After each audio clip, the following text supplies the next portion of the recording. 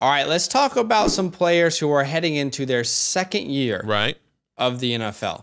Okay, players that we believe are primed for a breakout. Come on. They didn't do it as a rookie, but now maybe opportunities have changed, situations have changed, Right. and we're kind of planting a flag in the ground, if you will, on some year 2 guys that we believe will be breakouts. I'll go with my first one, which is Travis Etienne. ETN.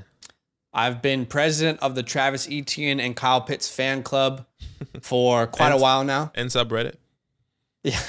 And I'll tell you what, it broke my heart when that Liz Frank injury happened last year in the preseason. Absolutely broke my heart. Broke my heart for him, and also because I just have spent so much stock in Travis Etienne. Right. Now, we've seen players come back from that Liz Frank injury and dominate. So that is something that is, you know, like I say with Cam Akers, it's not disrespect to him. It's just, have we seen anyone in history come back from it and be dominant at the position? With the Liz Frank, you know, we have seen some people struggle, but we've seen many people come back and dominate. How about Julio Jones? Fractured his Liz Frank in the 2013 season. His next 2 seasons were his career best at that time. Brian Westbrook injured his Liz Frank in 2005. His next 2 seasons were his career best in rushing and receiving.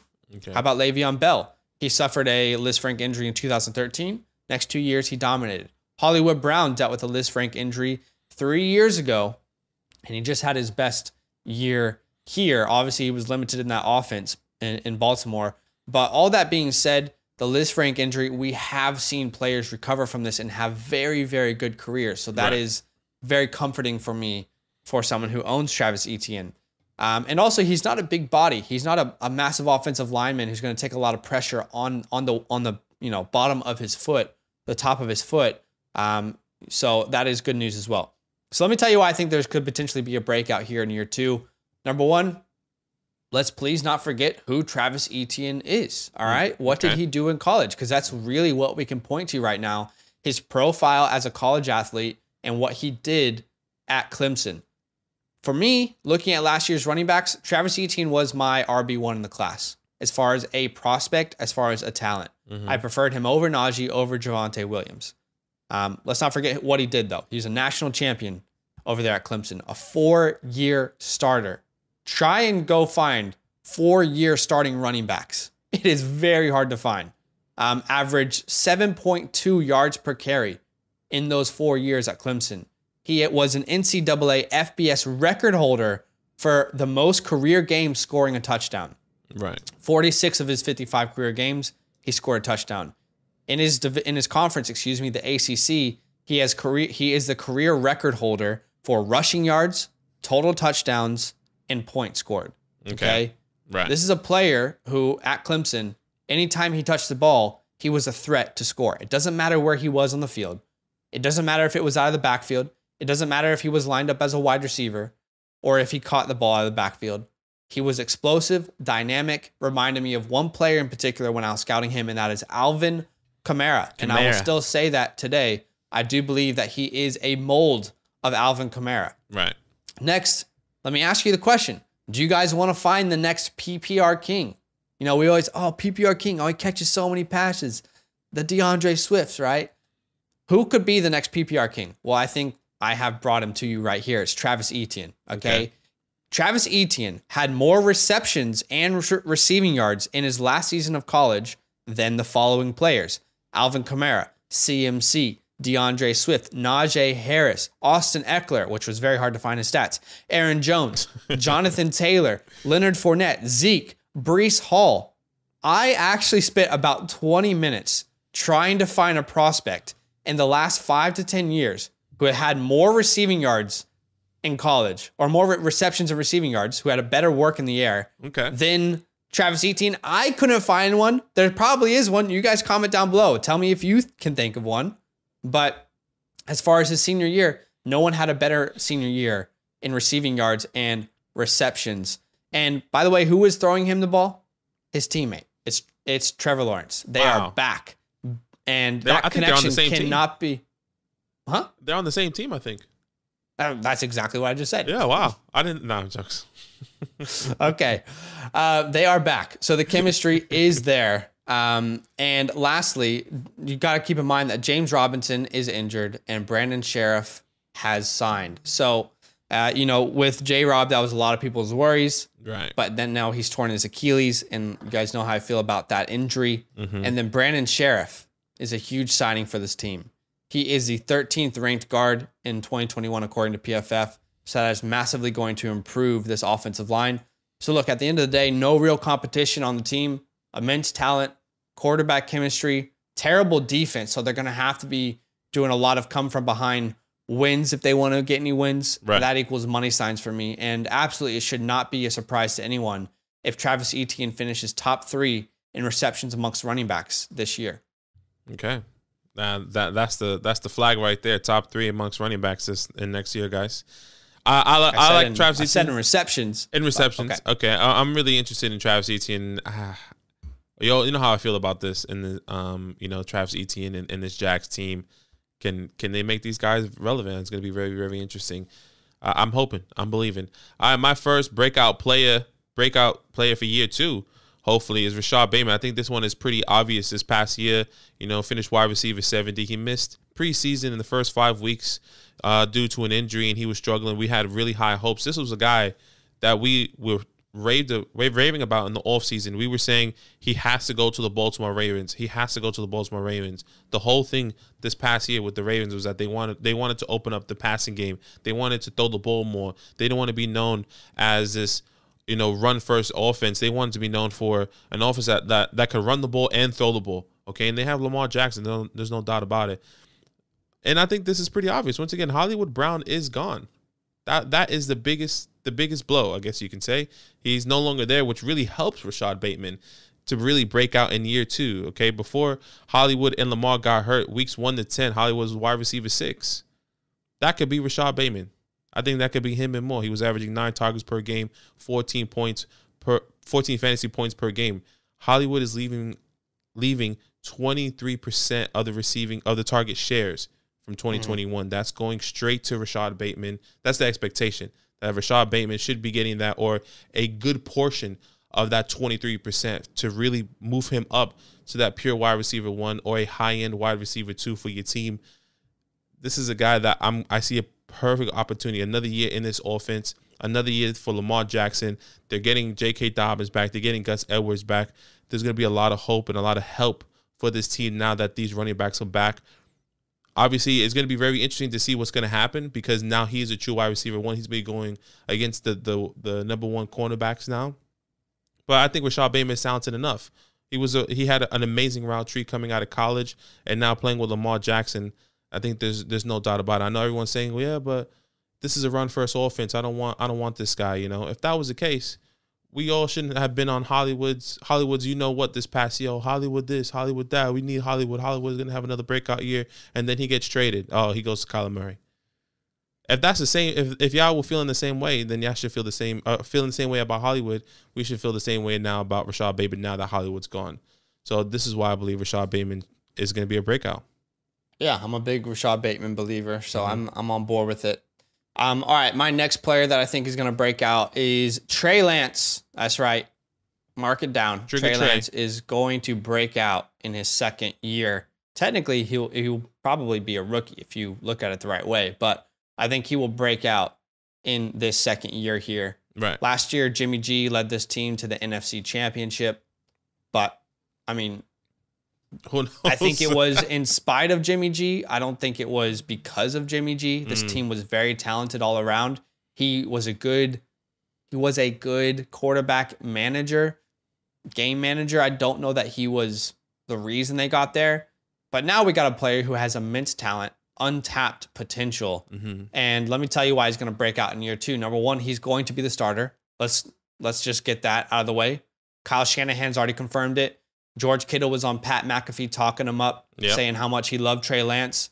And they spent 3 first-round picks on him, guys. So if you don't let him start, it will be a colossal fail. Sheesh. You cannot do what you did and then have Jimmy G be the starter. It will be a colossal fail for this franchise.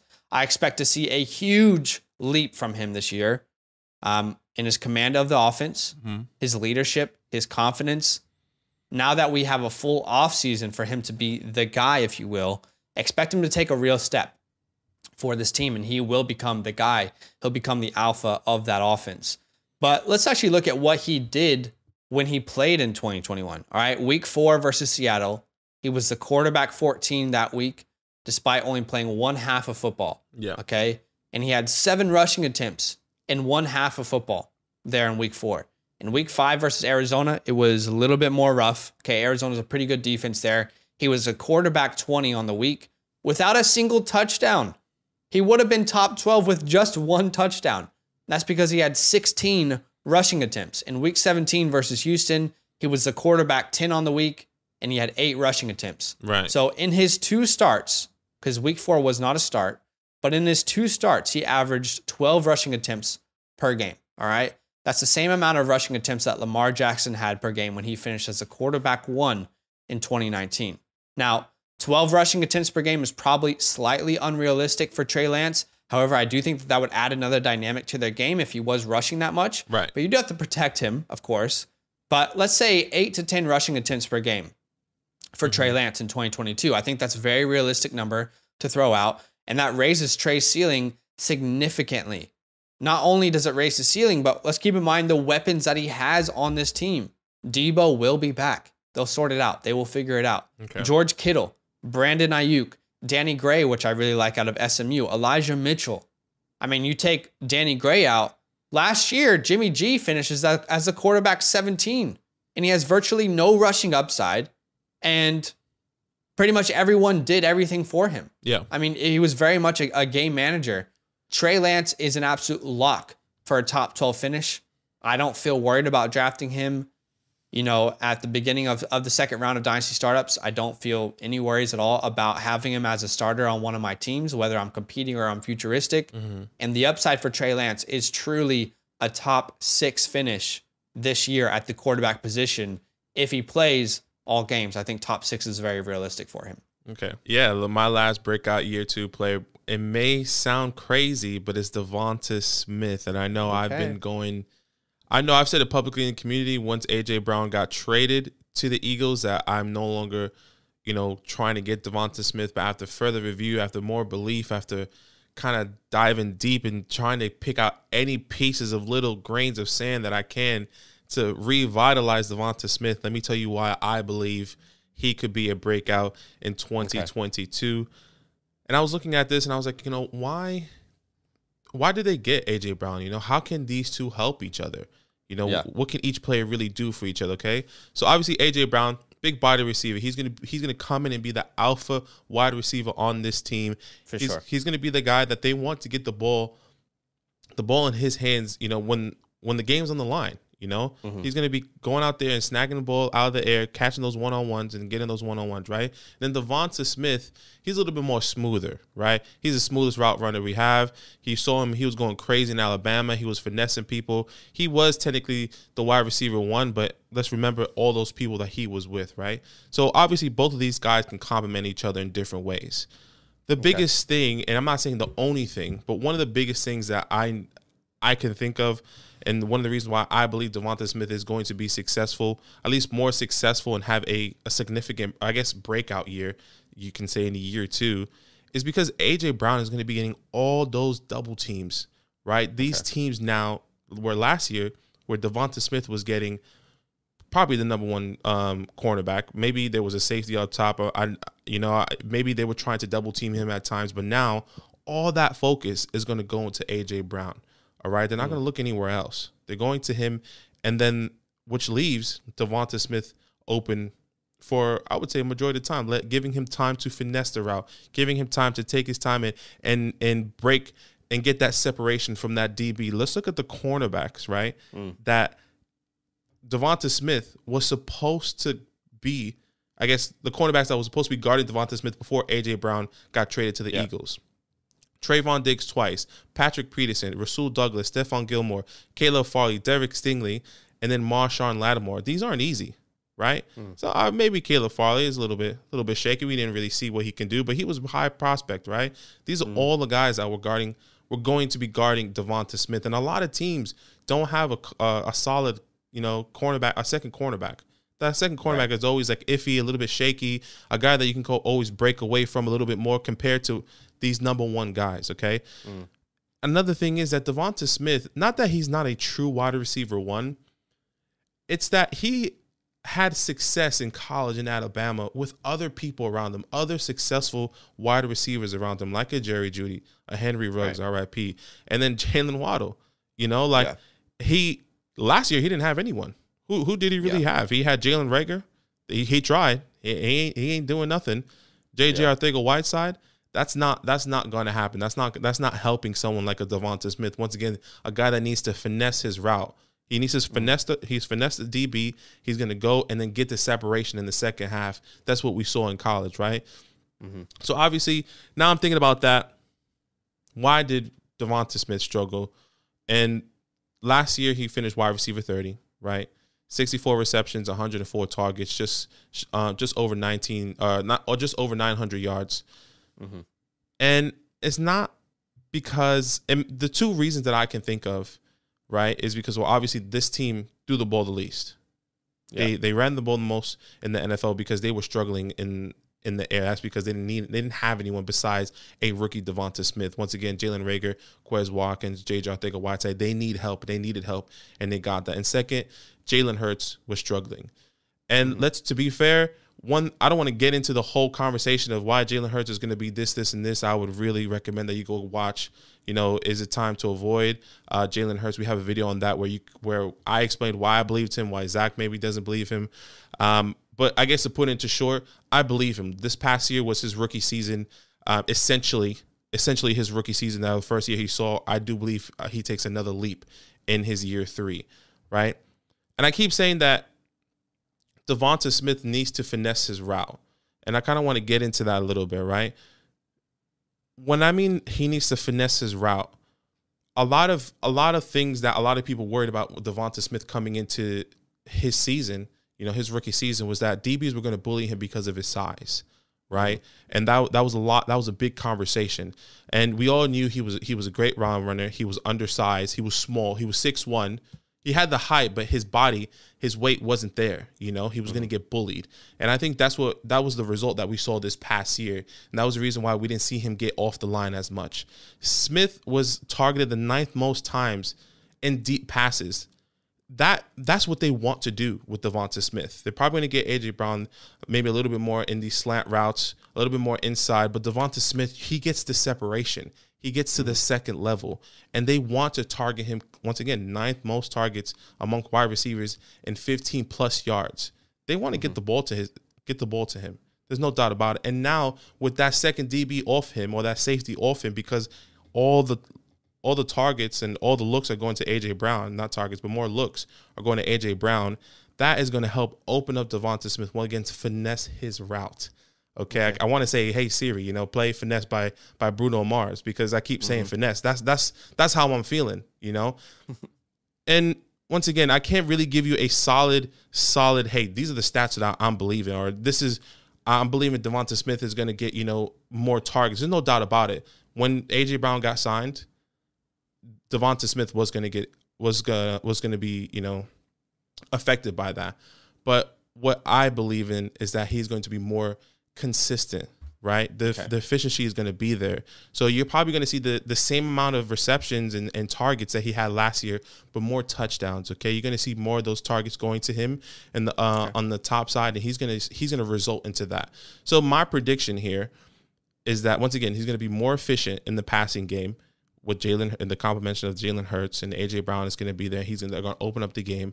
I'm thinking 74 receptions, 108 targets, probably 950 yards, and 9 touchdowns. Last year, he only had 5 or 4 touchdowns, if I'm not mistaken. That already projects him, because in that window, that could project them to that wide receiver 12 to wide receiver 20. That already in that window for Devonta Smith is a breakout year. Right. That's a significantly better than wide receiver 30 for a guy that was taken in the top 10, top 12 this in his rookie draft. Yeah. So for me, once again, it may sound bold. I know a lot of people out there don't believe in Devonta Smith. It may sound crazy that, wow, well, A.J. Brown comes and now you're saying Devonta Smith is going to be a breakout. It's going to open up. That's the best. To sum it up, there's going to be opportunity for Devonta Smith to get touchdowns, to get targets, to get separation on the top side of the route, and be that guy for these Eagles. Okay, so that, once again, it sounds bold, it sounds crazy, but I believe in Devonta Smith. Yeah. All right. We shall see. We shall see. Let us know in the comments below what you guys think about these breakouts. Yo, what's good? Thanks for watching. We got a lot more videos. A lot more. If you want more videos, watch it. You can also subscribe right now if you want to. You need to. And lastly, don't forget that you can sign up to support the show and get exclusive content by going to patreon.com/fantasylandfam.